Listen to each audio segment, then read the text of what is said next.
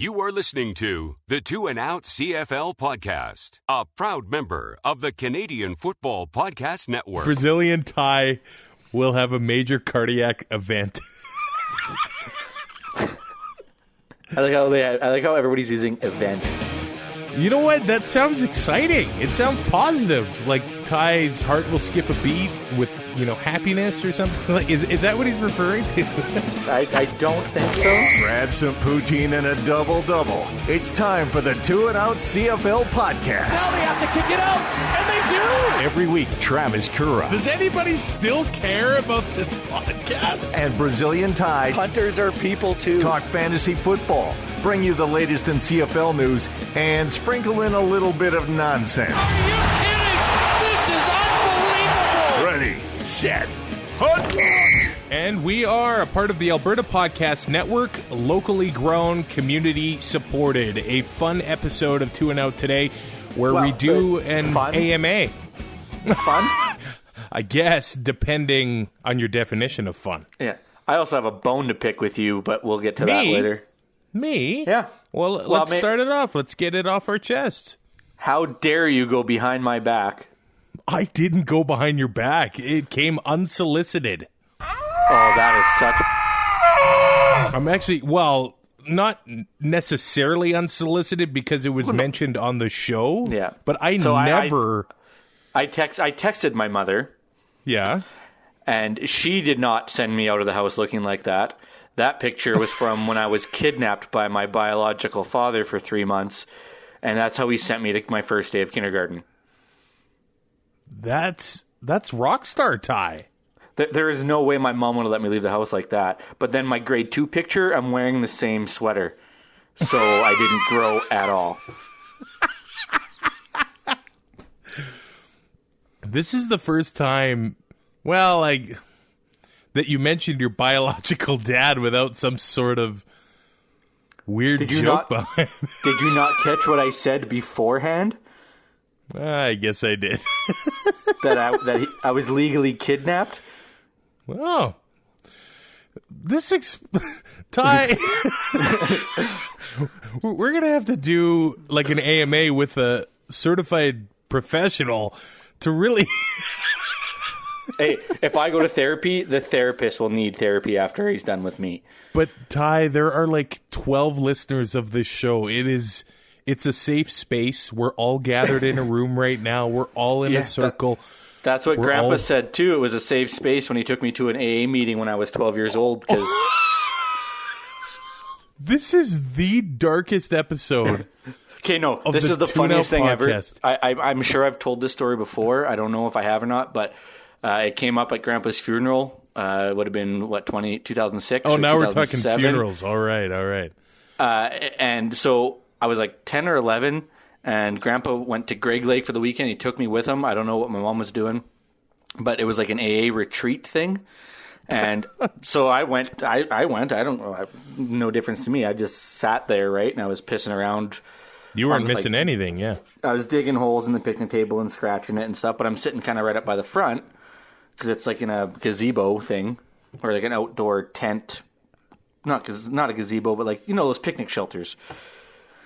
And the guy's like, yeah, a pretty good first night for everybody here. Like the guy was leading it, blah, blah, blah. Nobody's doing this. Nobody's lighting picnic tables on fire. And I raised my hand. I'm like, actually, my grandpa did last night. He spilt a 2-liter bottle of Coca-Cola on or what I thought was Coca-Cola, on the picnic table. It was flammable. And we had a citronella candle going, and that tipped over, and it lit the Coca-Cola on fire. And I was like, oh, I didn't know Coke was flammable. After a couple of years, I came to realize, Grandpa was drinking at AA.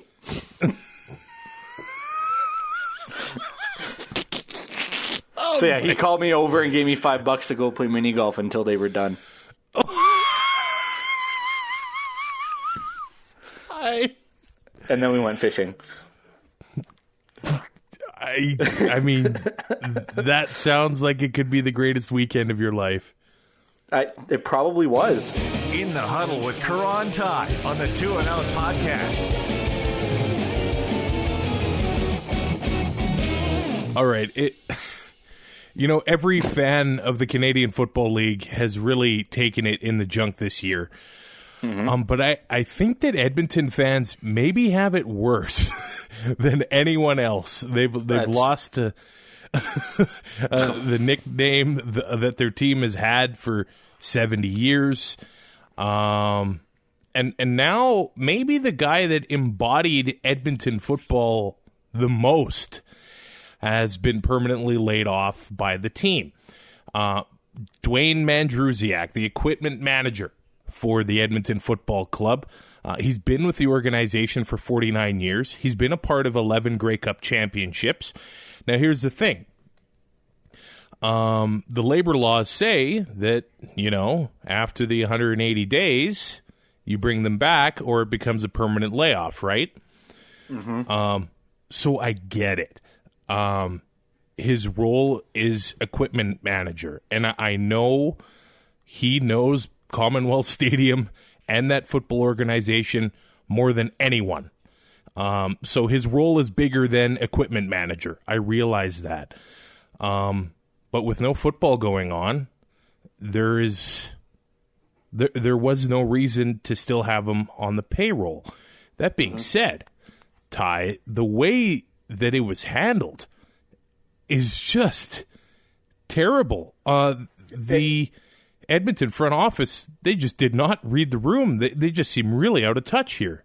And from this regime, it comes as no surprise. And that's sad. Isn't it? I mean, there's nothing to say, and I haven't seen anything that say when, CFL comes back at some point that there would be his job waiting for him. I don't know if that's the case or not. But just the way it was handled and the way it looks, it's not surprising to me one bit since, Ed Hervey left. It just the way they handled it just did not shock me at all. And Dustin Nielsen on TSN Radio in Edmonton, he put a thank you picture together on Photoshop during a commercial break. He's like, it's this easy, and they couldn't even do it. I know, and that is bizarre. It's a joke. I get letting him go. I totally understand it, and I'm not pissed off about that part. It's the way they handled it. Yeah. George Hopkins has been the equipment guy with the Stampeders since 1972, a year after Dwayne Mandrusiak. I am willing to bet that the Stampeders would not have handled it the way that Edmonton did. No. And I know that it's big among Rider fans. It's big among Edmonton fans. They like to talk about the arrogance of a John Hufnagel or an arrogance of a Bo Levi Mitchell, or a lot within that Calgary Stampeder organization. That's when it comes to football. This is different. That organization would not handle something I don't like believe this, they would. like that. Yeah, I don't think they would either. And I know that the team is in kind of a tough place. I've seen it in my industry where maybe an employer already knows who they're going to hire for a vacant position, but they have to put the posting out there just to have it open, saying that applications were open, we gave it due process. So Edmonton, even if they do plan on bringing him back next year, I don't think they can legally say that. But still, like you said, a quick Photoshop of a thank you for the past half a century with the organization was so easy to do, and it just seemed really spineless. I probably could have figured it out on Microsoft Paint. Exactly. Exactly. So I can see why Edmonton fans are upset, and I know it sounds crazy that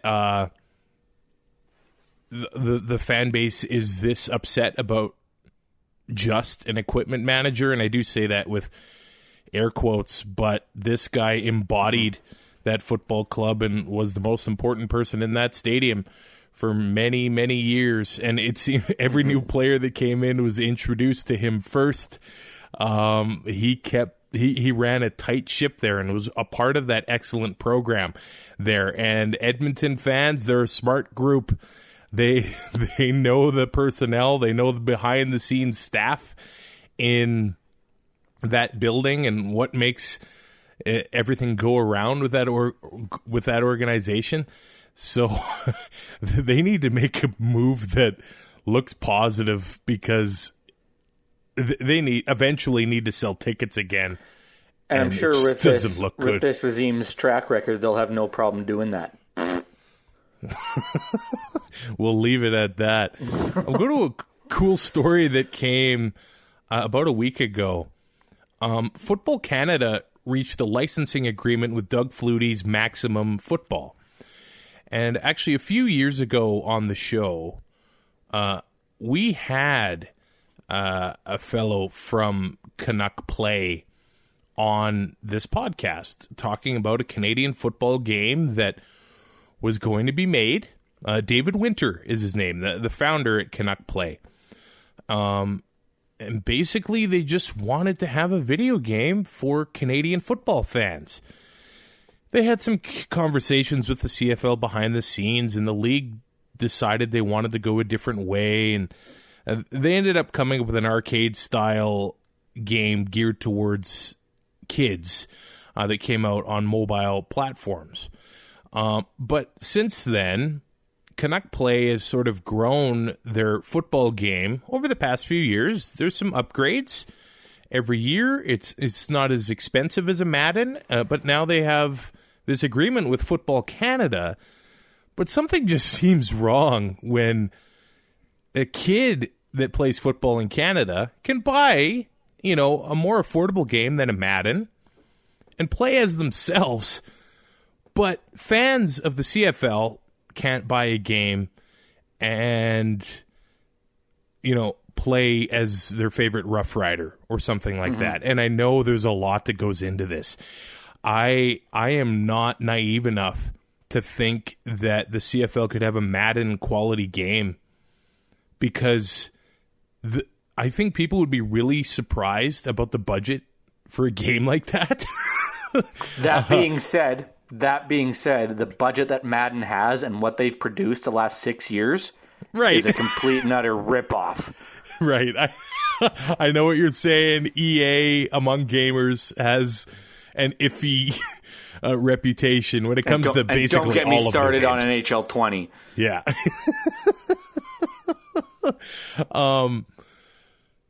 It's cool to see Football Canada in on this, but when's this going to happen with the CFL? I know that they have the arcade game, but I remember being 10 or 12 years old, and we were already arguing about graphics and, the Nintendo's better than the Sony and all that. I really don't think kids have changed on that front, and they want a realistic product as they possibly can have, I think. 100%. I think it's going to be a hard sell if it doesn't look like Madden. Yeah, it set the bar. That's going to be the biggest thing that holds it back. Yeah. I honestly just think it would take the developers at EA, 20 minutes to come up with CFL rules. All they've done for the last 6 years in copy and paste, it's a $60 roster update. Maybe the conversations have been had with EA, but I do know that the budget for a game like that is massive. It was the biggest selling game on the planet in August. It's incredible the amount of sales that they have to make to cover that budget. That will not happen with a standalone CFL game.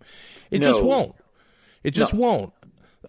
I think the best solution would have it to be sort of as a side thing in Madden, but I do know that the NFL is very stubborn with their product, their licensing, their exclusivity, stuff like that. It's tough to get into, but I think that has to be the way to go here.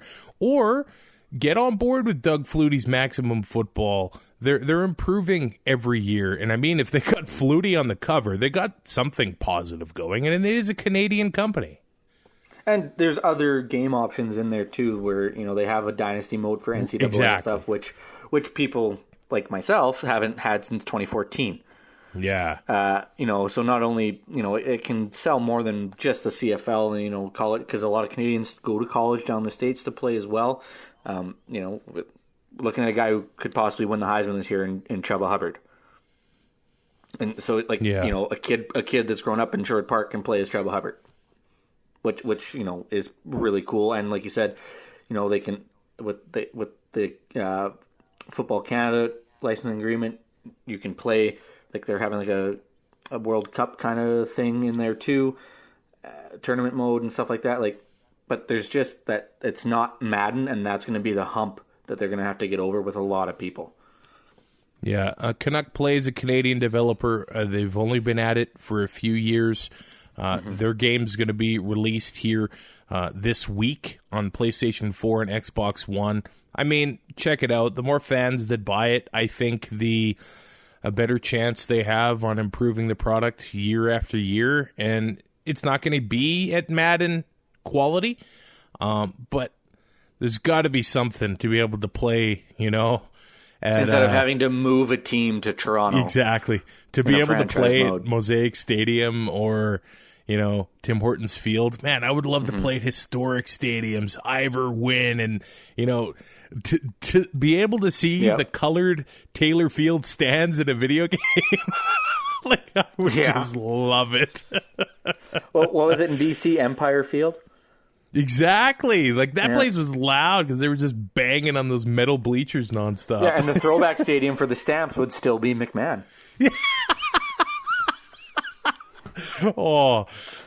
Imagine the Winnipeg Beer Snake in a video game. I'm all in for this. I think it would be awesome. I hope it does get figured out. Before we get to the Ask Me Anything portion of the podcast, this episode of Two and Out is brought to you by Unbelts.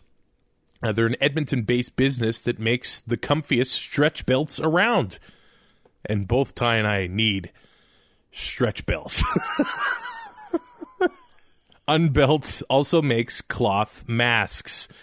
And I was just in Banff, actually, this past weekend. Masks are required. I did not. Now, that's a throwback that not a lot of people are going to get. No, not at all. Masks are required in Banff, and I actually had some of these Unbelts masks that I was rocking there in the restaurants and the stores and on Banff Ave and things like that. And they've got multiple sizes, and I was rocking the extra large because I got this, foot-long beard under it, and it fit me great. I haven't been able to find any like that. So check out Unbelts. They got these awesome masks. They don't go around your ears. They got the straps to go around the back of your head. They got the wire to keep your glasses from fogging up. I had to use that. They got waterproof performance shell on the outside. It was raining, so I had to use that. I'm telling you, I got put this thing through the ringer. And Unbelts is a certified. And you probably looked better than normal. Exactly. It was an improvement to my look. And that's hard to do. Okay. Get off your high horse. I meant that it takes a lot to improve. Oh, I thought you meant that it took... No. That there was nowhere to go but up, or nowhere to go for you in that department. Unbelts is a certified B Corporation, which means their business is all about giving back.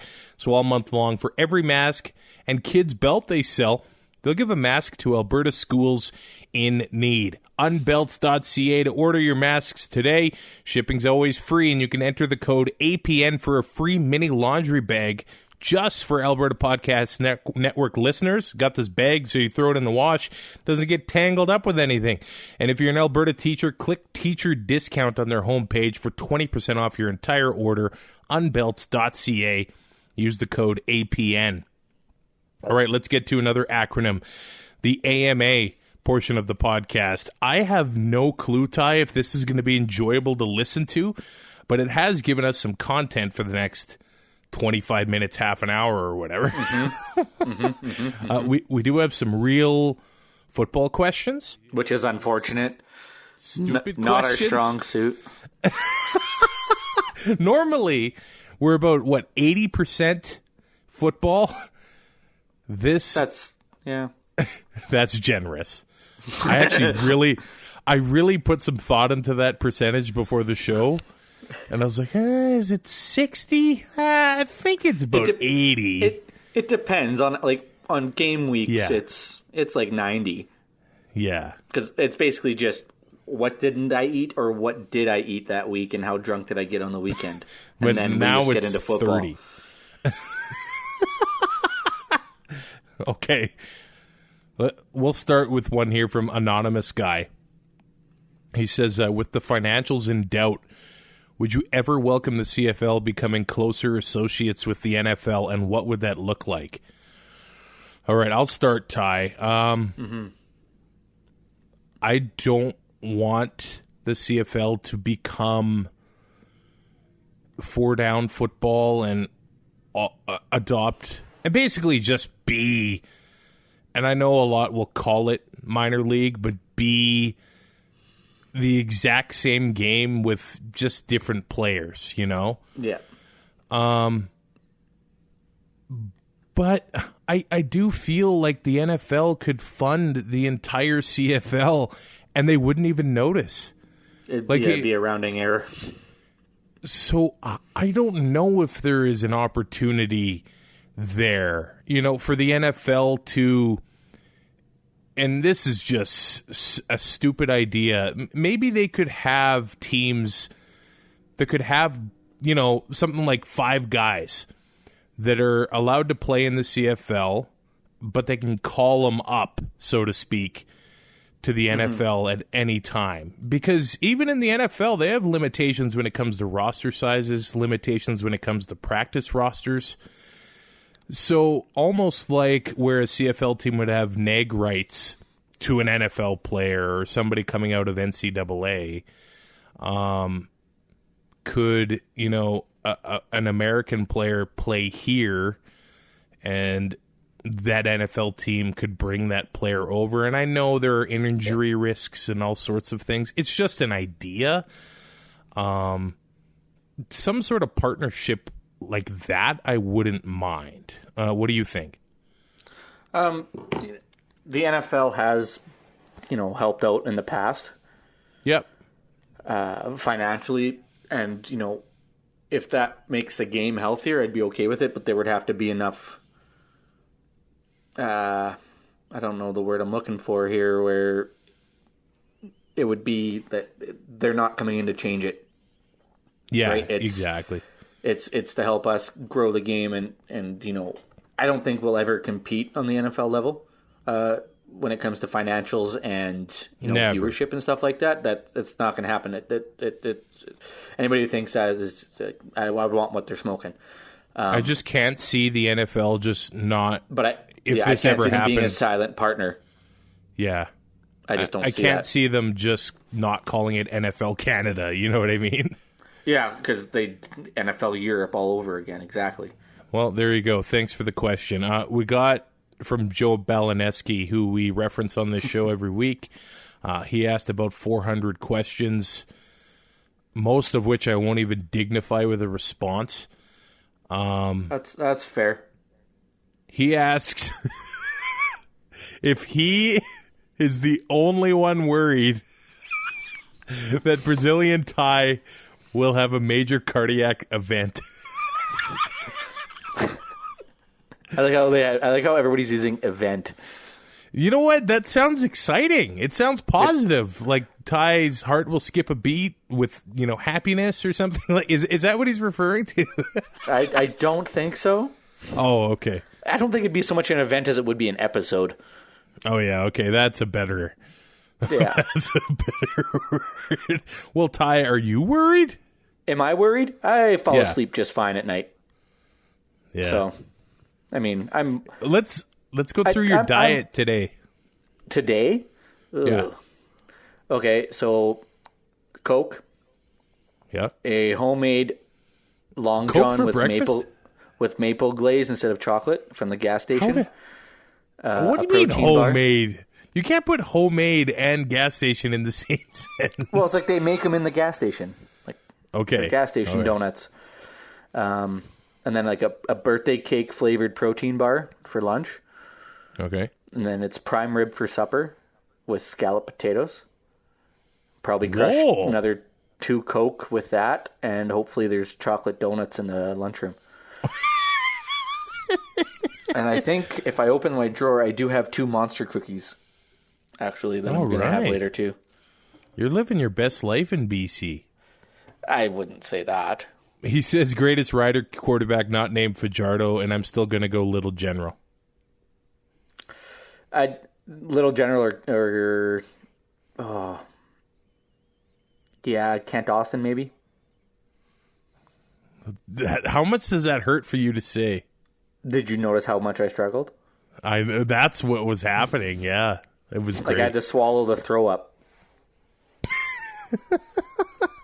We got a question from the UK. Christopher Lawton at CFL Fan UK. By the way, shout out to any CFL fan living in the UK. I know there are diehards here in Canada. But to be a fan in the United Kingdom, you have to put in effort to catch the games when they're on. It's hard enough in Pacific. It's hard enough watching sports in the Pacific time zone. He read an article about how the Bombers sort of had a goal to make the Banjo Bowl obviously an annual event, but have an NCAA feel, and it seems to have worked. They've got the Ballard Trophy that goes to the winner of the season series between the Argos and the Ticats. The fact that Harold Ballard has a trophy named after him is absolutely disgusting to me. Read the history of this thing on the Ticats website. Just Google it. It's pretty read about Harold Ballard and tell me why you should have a trophy. He wonders if there could be more opportunities like this, more trophies, single game things that could be created for rivalries like the Battle of Alberta and things like that. Yeah. I don't see why there couldn't be. I'd love it. And I think that rivalries put asses in seats. Look at the Iron Bowl every year. Auburn, Alabama. Yeah, you know more about the NCAA stuff. Like, how do they make this happen? It's arguably one of the best. But, I mean, in the NCAA, you only play that team once. Yeah. The Jays and the Expos had the Pearson Trophy when the Expos were still in Montreal. They still talk about it with the Nationals, but it's just not the same. I don't see why it couldn't work. It would just be, I don't know how you do it when you play multiple games. It doesn't have that same, oomph to it to me. Like when you have the Iron Bowl or, Florida plays Georgia in Jacksonville. Like that's a huge game every year in the SEC. Michigan, Ohio State, they only play once a year. And Michigan blows in that game lately. When you only play once a year and it's a division or a conference matchup, completely different to playing Edmonton and Calgary play each other 3 times a year. So are you doing it as a series? Is it just the Battle of Alberta game? Is it just the rematch on the Saturday night? What are you doing with it? I think now it's a little tough to make it an event when you play them more than once. There is something to be said with how the NCAA does things, or individual teams, with the atmosphere that they've been able to create at games. And honestly, man, and I know it sounds stupid, I think a big thing is the bands and the fight songs that they have. It just even adds March Madness. The bands go to the basketball games. Yeah, and that's the thing here in Canada. You got the Ryder Pep Band or the drum line in both Regina and in Edmonton. But when you look at those American games, these bands take up half of a section or an entire section. It's and not they do the halftime show. Yeah, it's not 4 or 5 guys, doing their thing. So why can't they have like all of the schools in Regina? and I know it's kids, and I know they're different skill levels, but if you can get the high school kids playing band at the Rider games, I guarantee the kids would love it. And I know tickets are more of a premium in Regina than they are in some of the bigger stadiums like a Vancouver and Edmonton. There's no reason why they can't make that happen in those stadiums and just up the scale. As long as they're far away from our seats. Question from Fonzie Van Dam. When the CFL returns, is it time for the Riders to retire, bring them out? Ty, what do you think? I'm gonna block him and unfollow. This is actually pretty funny because just last week when I was in the mountains and Taylor and I are listening to music and that song came on, and it just in my head, I was like, man, I cannot wait to be in Mosaic Stadium again when the Riders come out to that. It is... Yeah, it's unreal. And especially, remember when they did the blackout? Yeah. Like, it's a moment that I cannot wait for. This whole thing is just making me miss it even more. It's fine. I don't get why people want to retire it. And I've seen a couple people on Twitter mention it. It's like, yeah, dude, just being fun sponges. Well, and I get that fans want to freshen things up a bit, but I think it's become sort of trademark and synonymous with the team. So I don't have a problem with them, changing the montage of songs that come after it. But I think they should keep that around in Regina. And I know like the first verse, so if we change, I got to learn a whole new rap song. He also asks why relish is such an underrated hot dog condiment. You're going to have to take this one because I don't put anything on my hot dogs. I'm going to say it's the worst hot dog condiment, so I can't answer that question. Isn't it just like runny pickles? Yeah, it's like mushed pickles, I think. Although I will say... It's like cream corn in pickle form, so it's disgusting.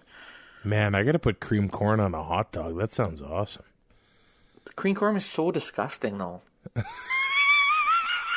He does ask, too.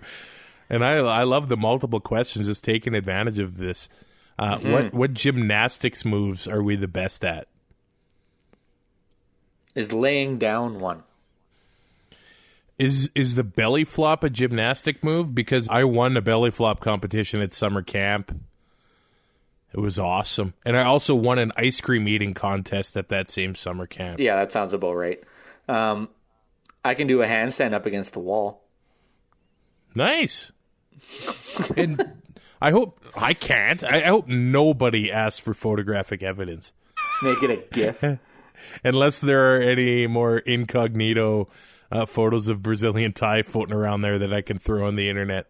I'm deleting. I am hacking into my mom's email account. Because I set it up so I know how to get into it, and I'm changing her passwords. Okay, here's one, Ty, from Jock Cartier. If Chris Jones was an MMA fighter, which one would he be? John Bones Jones, because all he does is cheat. You stole my answer. I was thinking that. Or Kimbo Slice, because he's just awful. Take your pick. The one guy that I was trying to think of more fighters that cheat a lot. And I don't know. Razor Ramon, because he's the bad guy. Oh, I love it. Nice reference. Thank you. So how do we... I just got to Google wrestlers that are... Oh, I keep going to wrestling, man. I'm so bad at... It's technically mixed martial arts. Yeah, I guess. I mean, if we can call what Steven Seagal does martial arts, we can call what WWE entertainers do as martial arts. I'm Googling MMA fighters that use roids. Brock. John Bones Jones. That's low-hanging fruit. I was going to say Nick Diaz because he's just a bonehead.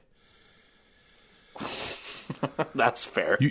You can't knock a guy out that doesn't have anything to knock out.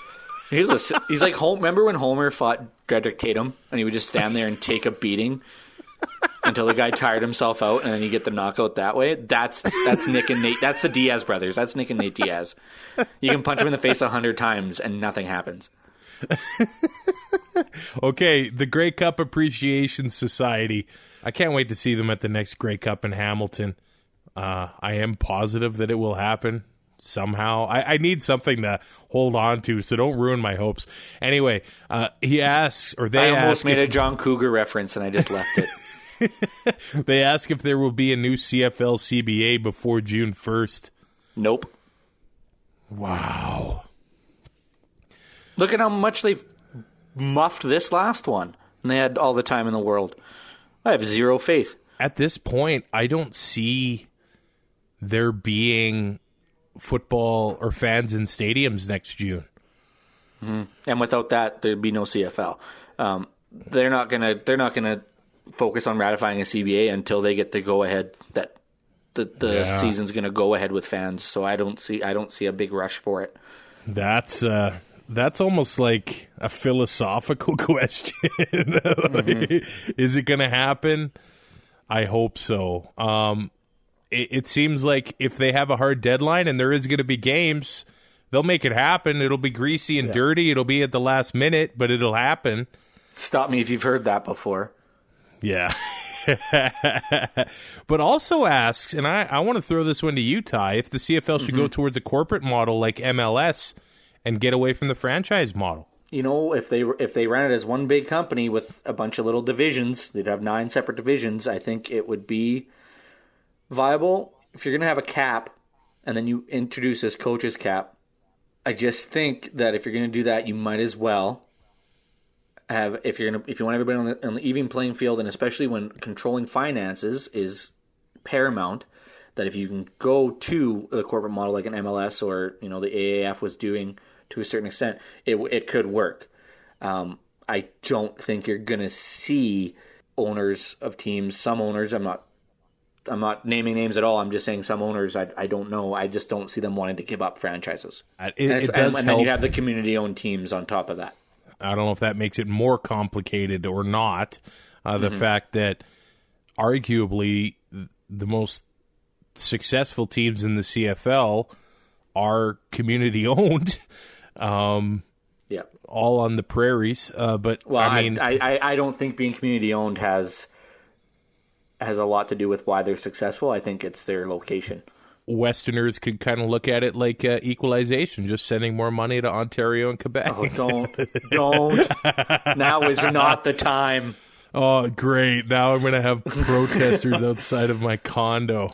Well, you live in Red Deer, so you know they'll just get beat up. Oh, yeah. That's on the national news. Great. Yeah. People, remember we're making fun of that rally in Lloyd, and then Red Deer's like, hey, hold my beer. Yeah, exactly. They also ask if I've improved my competition eating. You're undefeated, so I don't know how much to improve it. I actually think I've regressed. And until Marcelo starts beating you? You know what? I don't think you have much my nephew that Tyrell just referenced there Marcelito loves pierogies. Yes. Yeah. And my plan is, Glendon, Alberta has the giant pierogi, the Pierogi Festival, which I think was canceled this year because of the Rona. My plan is to get him up there and get him to start winning in his age groups. Yeah, and then it's like a golf tournament with a flight, right?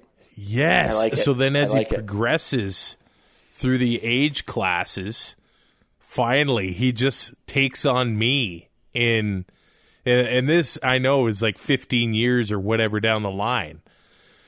But yeah, people are worried about me. Let's talk about your cardiac episode that's upcoming.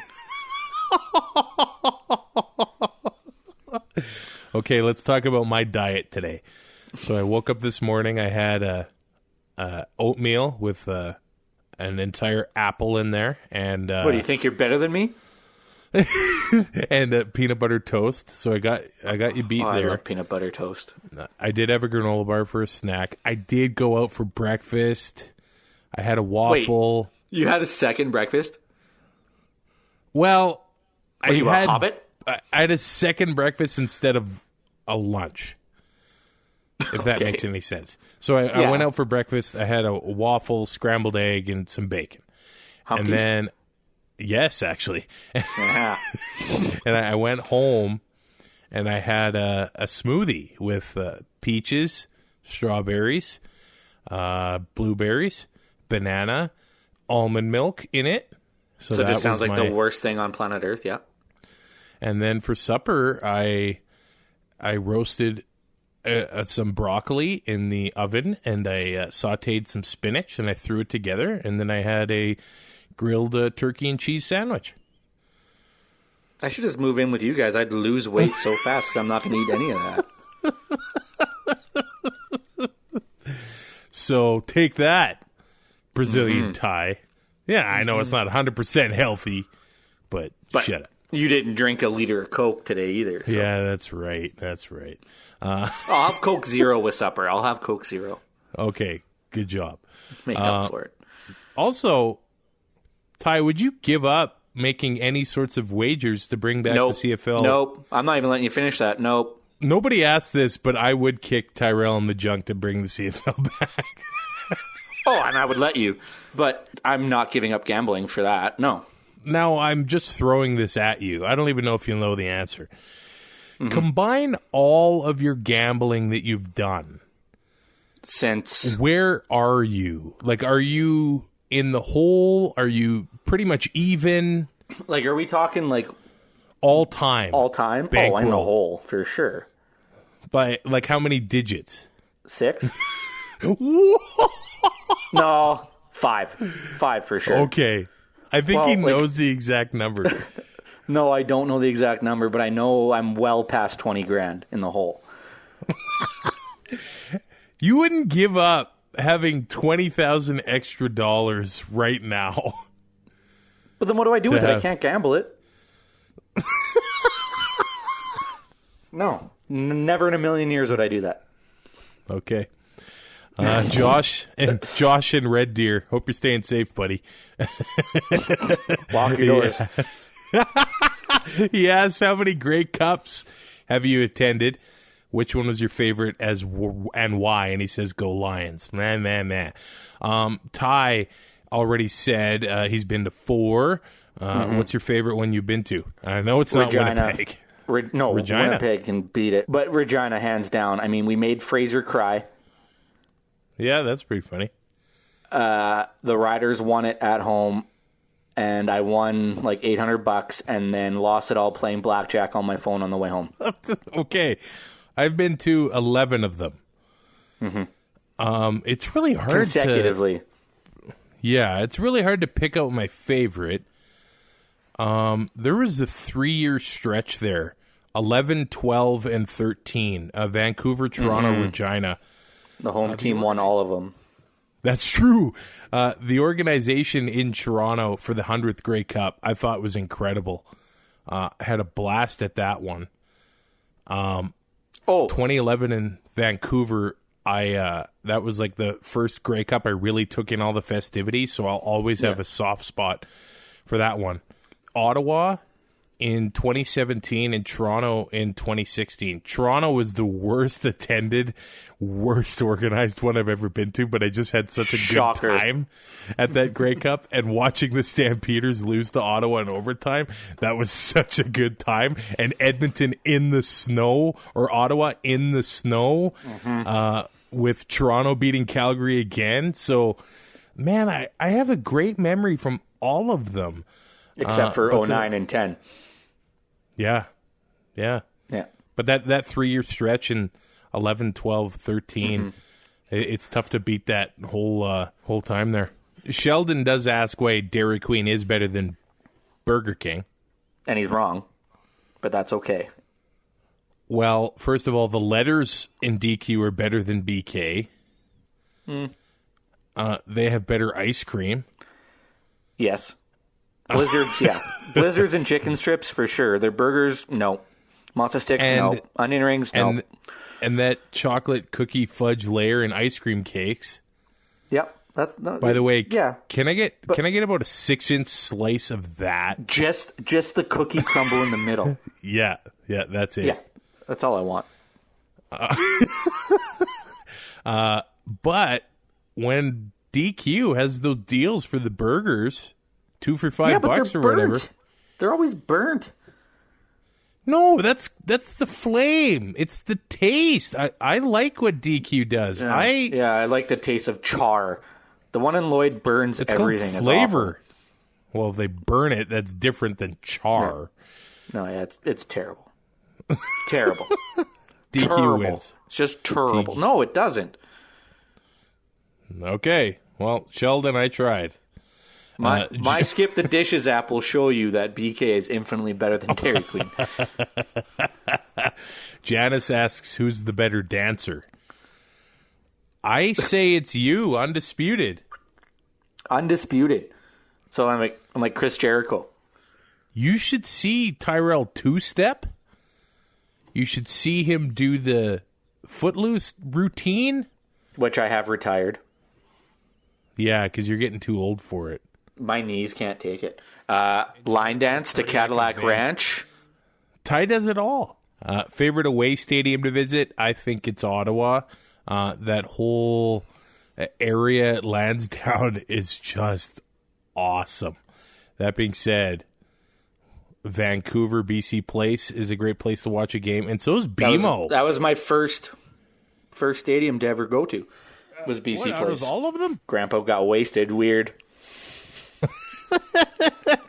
And I think BMO's a great place to watch a game. It's a shame that 7 million people can't get 20,000 people in there.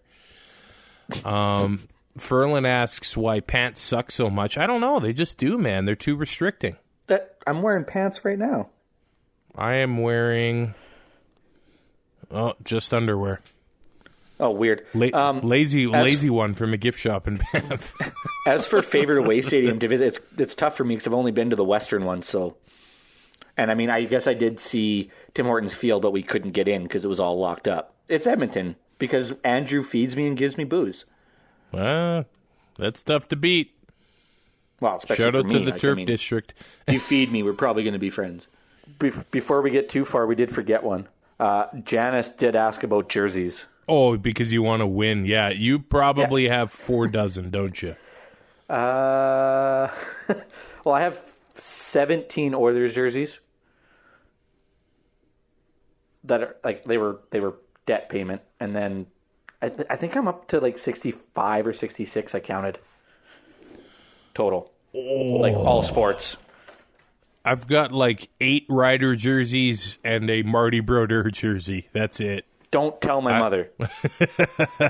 Jacob says the pandemic obviously has put a hold on Halifax expansion. What do you think the odds are that it gets canceled altogether? In other words, are the schooners sunk before they even sailed? I think it might already be canceled. Yeah, it doesn't look good. I think it's done. Which it does not make me happy to say. Trust me. No, Graham but as long as we still have Touchdown Atlantic, I mean. Or not Touchdown Atlantic. Down East Kitchen Party. Yeah, I mean, that's never a bad time. I just don't see how this gets back off the ground. Yeah, the Rona has screwed a lot of things up, man. Mm-hmm. Best part of 2020 is the chicken sandwich war. Graham asks why I am freaking out over the Popeyes sandwich when it's just fine. And I quote, "It's fine. It's the neon green of sandwiches." Okay. I can't believe I had to read this on fine the podcast. Does not describe neon green. That's too nice. Okay, here's the deal. He's calling it below average. Which by is calling stupid. It the neon green of sandwiches. Like, how could you even say that? Well, so it is. I don't it even is know Graham. why I'm saying that. Here's. I thought we were friends. I mean, that's. I've never had it, so I have to let you take it. This chicken sandwich thing, I'm silently judging a lot of people. That's fair.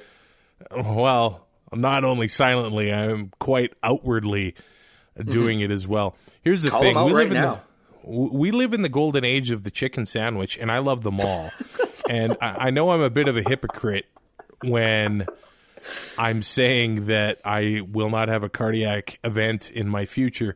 But last week, I did have the KFC famous chicken sandwich. I did have the Big Mary from Mary Brown's, and I did have the Popeyes chicken sandwich. And so I have had none of those.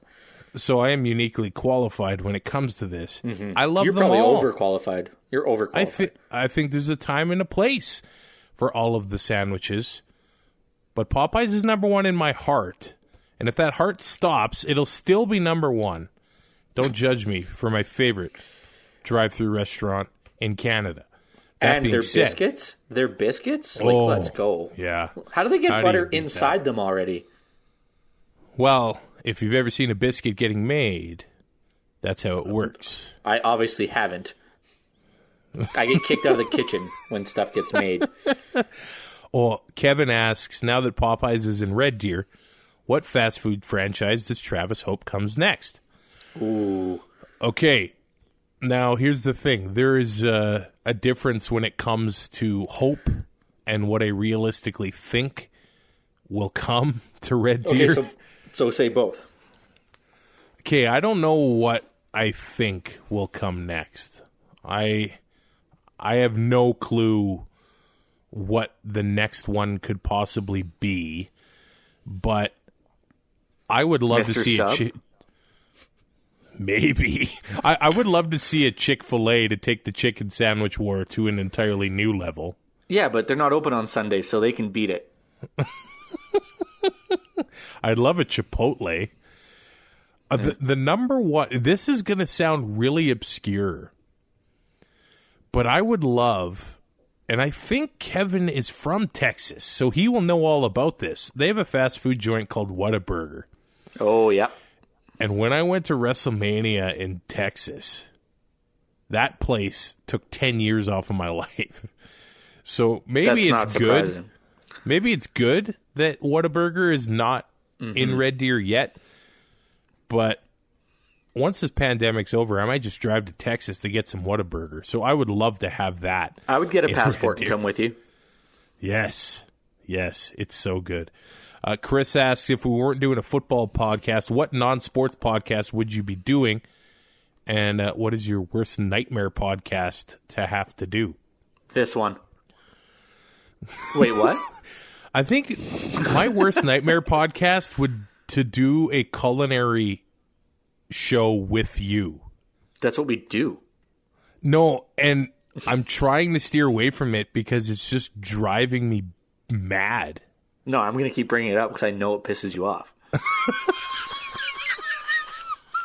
I think movies probably, but would we be allowed to do sports movies? What else? What am I passionate about? Metallica. You know what? I could do a Metallica podcast. I could also do a podcast on grizzly bears and the mountains. That would just be a biopic.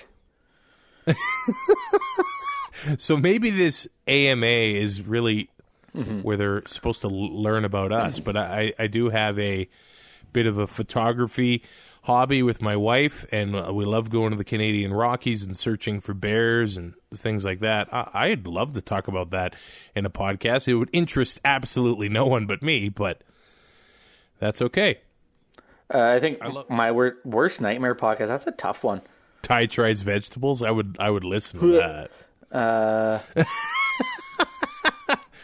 Would I take part? I don't know, but I would listen. It would be my worst nightmare, but it would also be like the greatest thing that would ever be put on the airwaves, and that would be doing a podcast with your dad.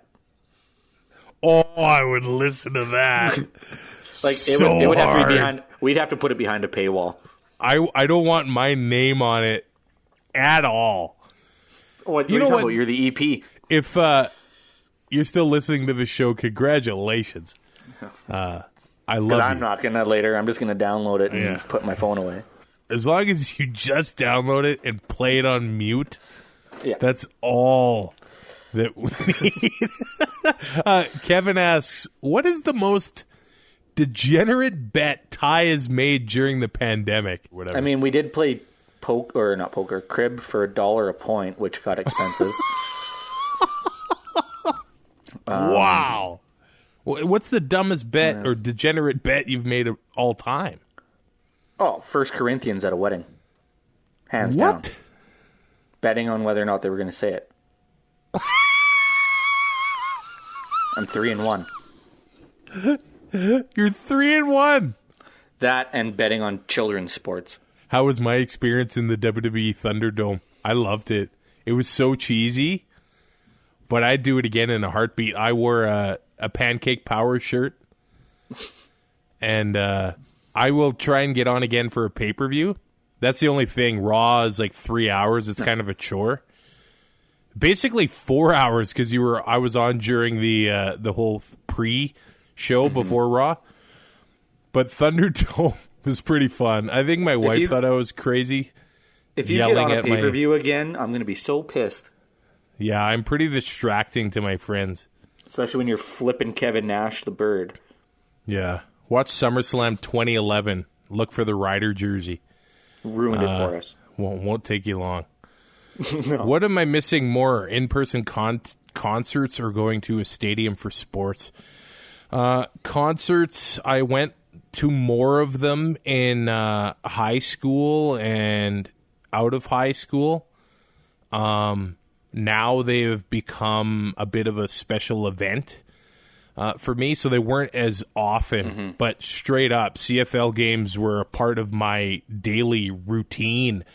I'm going to go with sports, but the last concert I went to was San Francisco last September to see Metallica with the San Francisco Symphony, and if that's the last concert I ever see, I think I'm okay with that, because that, I don't know if it'll be topped. So I'll go with sports there. What about you? Yeah, I think sports. I'm trying to think of the last concert I went to. They're few and far between now. It's tough for me. I was looking forward to seeing Ozzy this summer, but yeah. Both his problems and the pandemic took that away. That's fair. By the way, that's how Ty and I became friends, because I thought he was cool because I wasn't allowed to listen to Ozzy, but Ty was allowed to listen to Ozzy. And my parents took me to Ozzy. Yeah, so that's why I thought Ty was cool. Now I know he's the least cool guy. Whoa. At that time, Ty was awesome. What just happened? I don't know. If you could only drive one for the rest of your life, minivan or smart car? Minivan. I'm going with the minivan, but I realize how hilarious it would be to see me come out of a smart car. You take the back seats of a minivan, you put a mattress back there, you never, it's great. I know a guy that has a smart car and he swears by it. It's like $14 to fill the tank. It does have a Mercedes engine in it, so I mean, you can always and the wind can in your garage.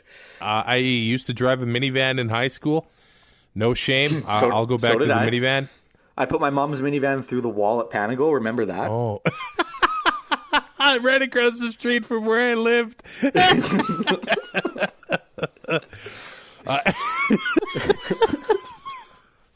This is actually fun, and if people have fun listening to it, that's a bonus, because I have fun making it. The last question from Adam: $1 million, but you can't go to a Grey Cup festival and game ever again. Do you take the money? I'm rich, bitch. See ya. You'd be going to Grey Cup by yourself. I'd need more than $1 million. No, I take that $1 million and I bet it on the Grey Cup. Double it up. And then lose it. And then lose it all. or I lose it. But then just think of the money I would save by not going to Grey Cup. Because we know how fiscally responsible I am. Okay, I know that $1 million is a lot of money. Mm-hmm. But at the same time, the older I get, the more I realize $1 million is not really that much money. I would have everything paid off, and that would be I would be fine giving that up for $1 million. If it was 25 years from now, I'd take the money, but now no. I have too many Grey Cups to go to, too many pierogies to eat, and too many beers to drink, and too many more interviews with Tyrell's mother that I have to do at the Grey Cup. Because if Ty takes the money, she is the official co-host of the 2 and Out CFL podcast. Just the live show. No. You're booted off the show. Your mom is official co-host. So that's all it takes to get out of this is $1 million? If it was 5 to 10 million, I'd take the cash. No, $1 million, you're fine. You just got to invest it properly. Oh, I would appreciate $1 million, but to lose that part of my life that I've done for the last decade, no. Yeah. Everybody's got a price. Yeah, and $1 million is not mine. You'd probably never see me again. I haven't even seen you since the last Grey Cup, so what's the difference? Well, I mean, we've Zoomed. Yeah, we see each other every year at the Grey Cup, and you would actually give that up for $1 million. But so, I could just come to Red Deer and see you whenever I wanted if I had that. I think we learned... No, you're not in my social bubble. Okay. I'm married. No one is in my social bubble. Yeah, I was going to say, you have a bubble? We're gonna have a conversation after this show. This episode, me and you, or you and your wife? You and me. This episode of Two and Out is brought to you by the Shared Mic. Can you remember the last time we spoke to someone from a totally different generation who wasn't a member of your family? There's so much we can learn from listening to people both younger and older than ourselves. The Shared Mic, Conversations for the Ages, is a unique interview format intergenerational podcast by Age Friendly Edmonton, bringing together Edmontonians of different ages and backgrounds to discuss topics that matter to them. Season 2 launches on October 5th and features conversations about cultivating friendships, building careers, exploring virtual theater, volunteerism, and much more. Find the Shared Mic on Apple, Google, Spotify, or wherever you get your podcasts. The Shared Mic is brought to you by the Edmonton Seniors Coordinating Council and the City of Edmonton. That's a great idea for your show. I really like that. Season 2, October 5th. That does it for the the AMA episode of Two and Out. It went a lot better than I thought it did, but we also went a lot longer than I thought we would go. Apparently we're questioning our friendship now, so... Yeah, so the questions run deep, and coming up on the next episode of Two and Out, who's going to be here? That's a fair question. Thanks for submitting all of your questions. You can ask them anytime you want on Twitter, Facebook, twoandout.ca. You can hit up the website, rate, review, and subscribe to this show on your favorite podcatcher. Talk to you in October. Thanks for listening. Find more great shows like this at CF Pod Network on Twitter.